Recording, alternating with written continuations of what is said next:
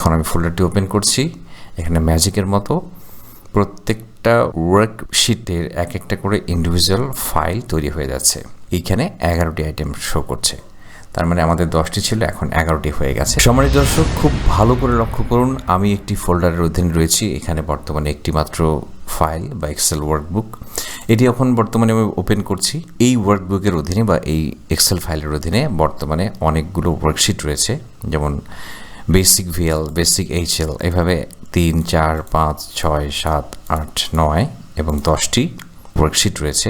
আমরা খুবই সহজে যদি মনে করি যে যতগুলো ওয়ার্কশিট রয়েছে ততগুলো ইন্ডিভিজুয়াল ফাইলে কনভার্ট হয়ে যায়, তাহলে আমি ঠিক কয়েকটা প্রসেস মেনটেন করব এবং দেখুন কিভাবে অটোমেটিকলি সেটি তৈরি হয়ে যায়। এই জন্য আমাদের ডেভেলপার ট্যাবটি ওপেন করতে হবে। ডেভেলপার ট্যাবটি কিভাবে ওপেন করতে হয় আপনি যদি না জেনে থাকেন, তাহলে ডেসক্রিপশনে দেওয়া একটি ভিডিও লিঙ্কের মাধ্যমে ভিডিওটি দেখে আপনি ডেভেলপার ট্যাবটি ওপেন করে নিতে পারেন চাইলে।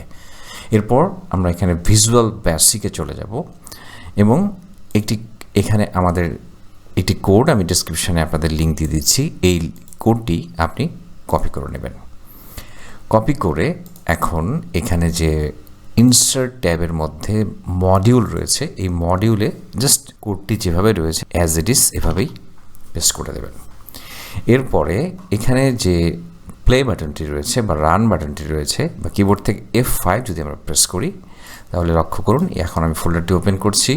এখানে ম্যাজিকের মতো প্রত্যেকটা ওয়ার্কশিটের এক একটা করে ইন্ডিভিজুয়াল ফাইল তৈরি হয়ে যাচ্ছে।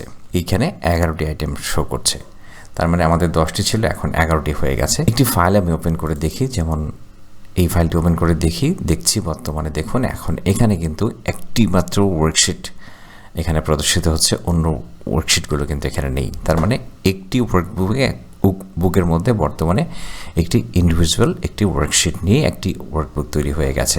তো অনেক সময় দেখা যাচ্ছে যে আমাদের বেশ কিছু ওয়ার্কশিট থাকে, সেগুলো হয়তো পরবর্তীতে আমরা অন্য কোনো কাজে ব্যবহার করতে পারি, বিভিন্ন পারপাসে এগুলো প্রয়োজন হতে পারে।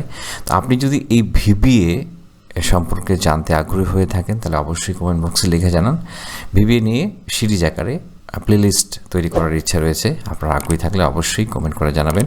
আর আপনি যদি এখনও চ্যানেলটি সাবস্ক্রাইব না করে থাকেন, প্লিজ সাবস্ক্রাইব করে পাশে থাকবেন। পরবর্তী ভিডিও দেখার আমন্ত্রণ জানিয়ে পর্ব এখানে শেষ করছি। খুব ভালো থাকবেন।